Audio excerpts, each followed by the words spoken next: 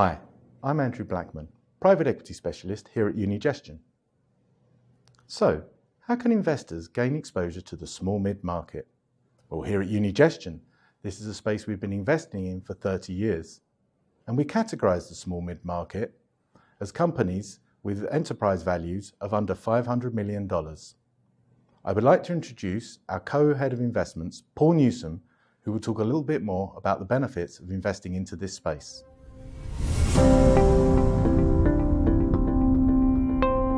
Simply put, the small and mid-market is full of hidden gems with the propensity for great growth. Let me take you back to the royal wedding. On that day, there was great speculation about what dress Meghan was going to wear. In the end, it was revealed she was wearing Givenchy, which is one of many brands owned by LVMH, a large cap listed company. Upon that news, the share price of LVMH went up by 0.5%, only to fall back the next day. Meanwhile, Meghan's mother was wearing Oscar de la Renta, another well-known brand, but smaller and owned by a US small-cap private equity firm.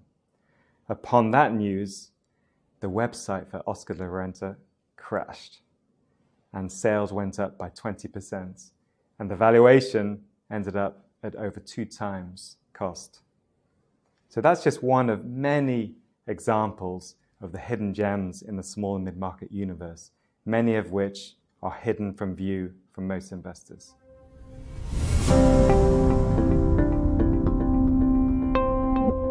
Whilst there are large amounts of capital going into private equity in general, most of that is going into the large end of the market, and not so much into the small end. As a result, valuations are lower at the small end of the market compared to the large end. At the same time, small and mid-market companies depend more on operational improvements and growth to create value rather than leverage. And this is shown in better resilience during downturns and thus more stable returns. So overall, investors at the small end get more return per unit of risk taken. Jimmy Choo is a great example of this. Towerbrook, a private equity firm, invested in Jimmy Choo on the eve of the global financial crisis in 2007. But thanks to the strong brand of Jimmy Choo and the fact that it was able to expand into underpenetrated markets like Japan and continental Europe, the company was able to grow nonetheless. And in 2011, the company was sold, netting 2.7 times to Towerbrook.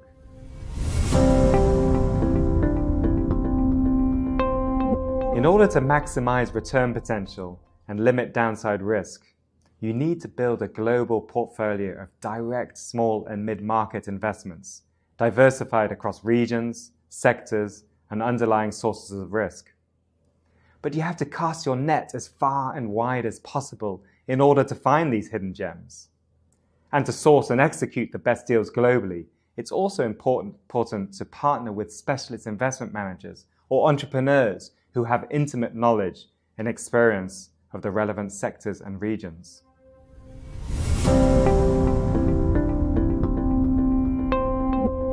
It's hard work finding these opportunities, and only a few firms have the resources or the focus to do it. You need a large team dedicated to the small and mid-market. You need local knowledge, you need boots on the ground, you need to know how to tackle moule frites in Brussels, or drink beer in Munich, or eat kimchi in Seoul. This, together with a well-developed global network of investment partners, helps us source over 450 deal opportunities per year, which leads to 5 to 8 executed deals every year.